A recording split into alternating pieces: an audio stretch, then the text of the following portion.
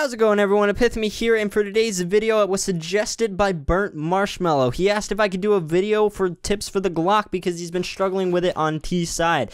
Now, don't worry, Burnt Marshmallow, you're not the only one. But if you all enjoy this video and it does help you out, be sure to hit that like button. Let's shoot for a like goal of at least 15 likes. You guys have been killing the like goals, and I can't appreciate your support enough. So definitely be sure to smash that like button if you enjoy the video. Also, be sure to share the video with your friends. You know, who knows? A lot of people struggle with the Glock, okay?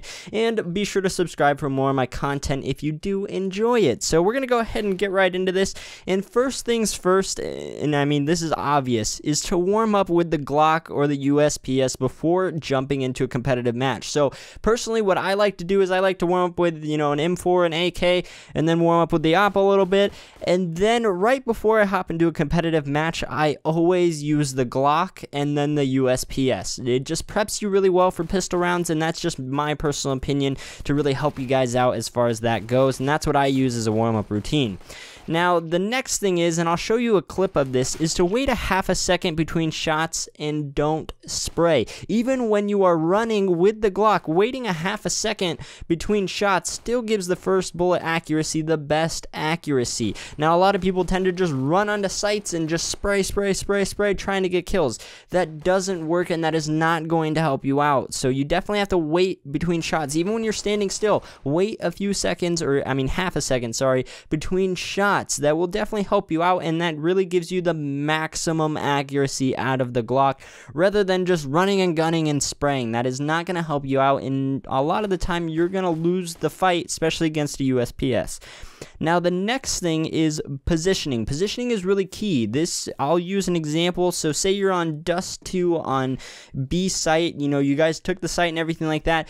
Definitely take a good position to help defend the bomb. And by this, I don't mean sit back of plat behind the box and try and kill someone that has a Usp-S down tunnels. It's not going to work.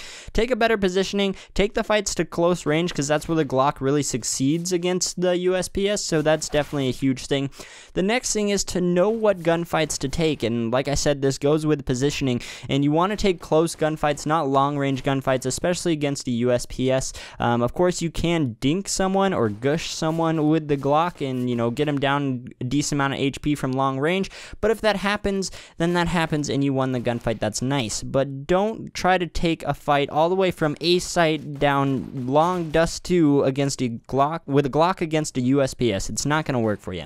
The next thing is to sidestep when shooting, and this is huge, especially with the Glock, because obviously the Usp-S is going to have better accuracy, and all they need to do is just tap you once right in the head. With the Glock, sometimes you have to use 2 shots, but sidestepping will help tremendously. Essentially, you can outplay your enemy by doing this, and with sidestepping, you just have to be really careful to shoot when you are stopped, like moving. So that's the biggest thing. Sidestepping helps out tremendously, especially against like a one-on-one gunfight. Now, the next thing and final tip for you all is crosshair placement. This is huge because the Glock is like roughly 5 to 6 shots in the body, I think, and that's with them having armor. You definitely have to hit heads, so definitely work on your crosshair placement. Whether, you know, you're going through the map by yourself, just work on crosshair placement, because that is big. You definitely need to be aiming for the head at all times, and if you can catch your enemy off guard with good crosshair placement, you're easily going to win gunfights. But these are my main tips for you. These are all things I work on in practice as well too, so I hope you all enjoyed the video. If you did, and if it did help you out, be sure to hit that like button, share the video with your friends, and subscribe for more of my content. My name is Epithemy, and I'll catch you with another video tomorrow.